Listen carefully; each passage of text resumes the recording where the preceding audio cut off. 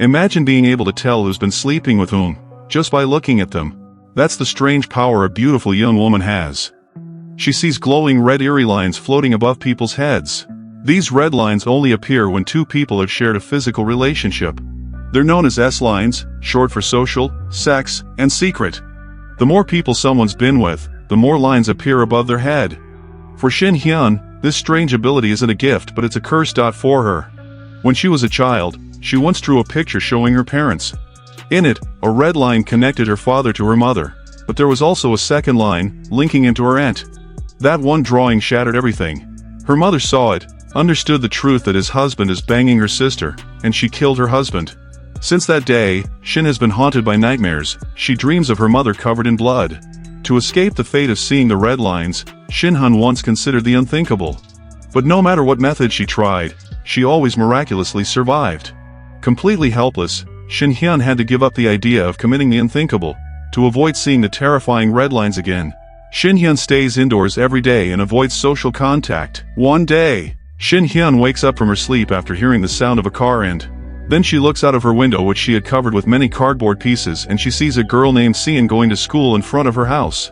She also sees the red line passing over them. Seon's uncle is asking her to go with him, but Seon refuses to go with him. Then both of them go their separate ways. After that, Shin sees another girl standing in front of her, with many red lines passing over her. This girl has just recently moved there. When she sees Shin, she waves at her, but Shin closes the window. Then Shin eats at home, watches TV, and narrates her story that she has been able to see red lines since childhood. When she grew up, she understood the meaning of these red lines. She also saw such lines on her father's head. We see her mother looking at a drawing where she notices her father's relationship with her mother as well as with her aunt. After which her mother stabbed her father with a knife. Shin witnessed all this. She feels that seeing these red lines means someone can be killed. Then she decides to find out what all these red lines mean. Who made them? Who else can see them? And how to break these curse. While she is thinking, the doorbell rings. When she goes to the door, she sees the girl from before, but Shin doesn't open the door. The girl tries to talk to her and tells her that she just recently shifted here. She tries to be friendly and talk to her, but Shin still does not open the gate. After that, the girl leaves fruits for her doorstep and then leaves. Shin opens the door, takes the fruits and eats them. It looks like she has not eaten such fruits for a long time. Then we see Seon's uncle Jiok, who comes to the police station. While parking his car, he accidentally scratches his friend's car. When he goes to his office and apologizes to his friend Dong, another officer comes and asks why he came at this time. Jiok replies that he wanted to fulfill his duty as an uncle, but nowadays teenagers have become quite arrogant.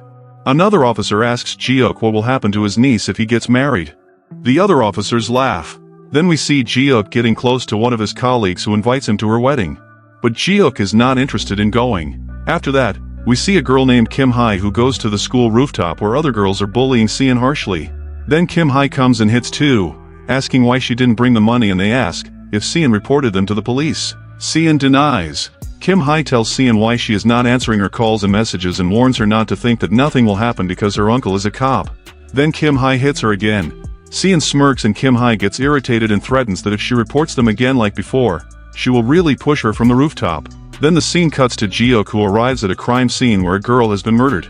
Dong Sik tells Jiok that the victim's parents live far away and they don't have any information about her partner either, so they'll need to check. Both of them start inspecting the house carefully and find several restaurant delivery boxes in the kitchen. The house is very clean, almost like someone who already knew the victim had been there. Then another detective arrives and tells them that a neighbor saw a man wearing a helmet last night. It seemed like he was a food delivery guy with a helmet on. Later, Dong Sik says he doesn't understand the motive behind the murder because the money was untouched and there were no signs of assault. The victim wasn't the kind of person who had enemies. Usually, she ordered a lot of food from restaurants, but on that day, she didn't order anything.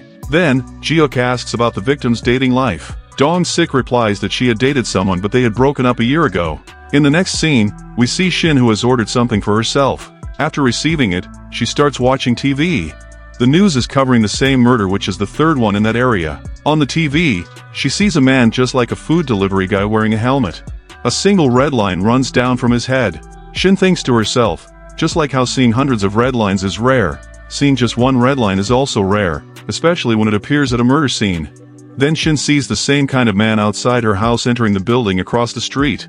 Scared, She looks for her phone, but it's switched off, so she quickly puts it on charge. When she looks out of the window again, she sees the man has reached the same girl from before. Shin's phone finally turns on and she calls the police, reporting that the man wearing the helmet is right outside her house.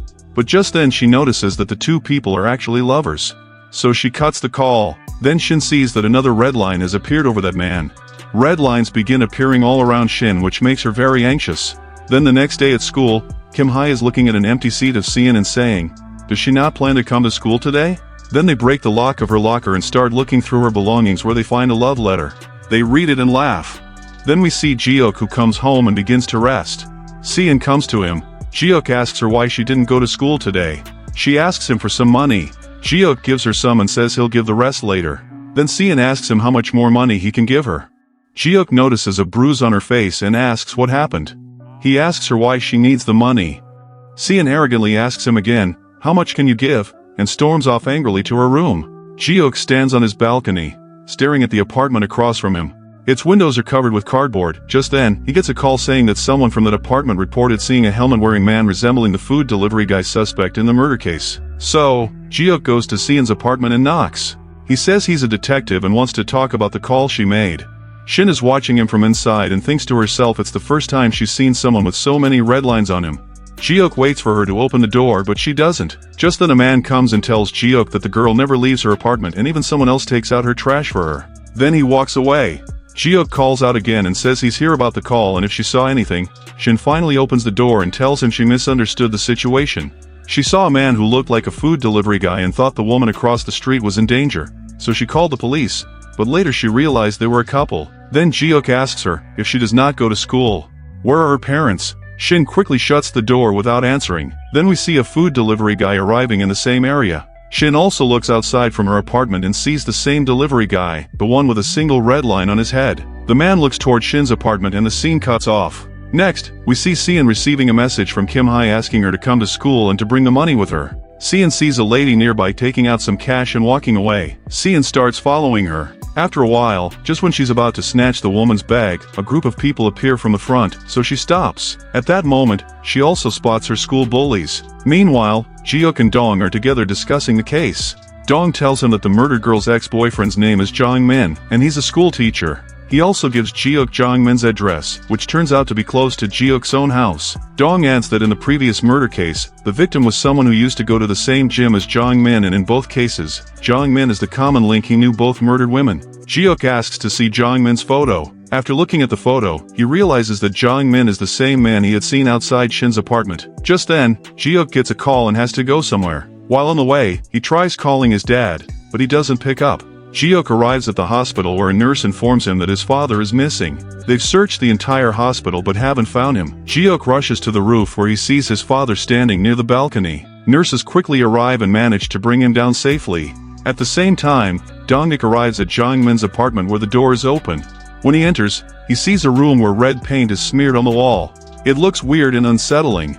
Just then he gets a call from Jihyuk and begins to tell him that something feels off in this place. But suddenly we see Jong Min standing right next to him. Jong Min attacks Dong, beats him until he's unconscious and cuts off the call. On the other side, Jihyuk tries calling Dong again, but the call doesn't go through. Meanwhile, Jong Min, now wearing a helmet, mutters to himself, "Only one left now." He then leaves his house. From her apartment, Shin sees him having a single red line above him. She gets frightened. Her phone is switched off again. She picks up a knife from her home and gathering all her courage, she steps out, but she can barely walk. She stumbles. As she comes downstairs, as she reaches the bottom of the stairs, she sees the killer right in front of her. She immediately faints. In her fainted state, she sees a vision of her mother whose hand is covered in blood. Her mother reaches out to her. Shin stretches out her hand and suddenly she faints again. Then we see that girl opening her door thinking her boyfriend has arrived.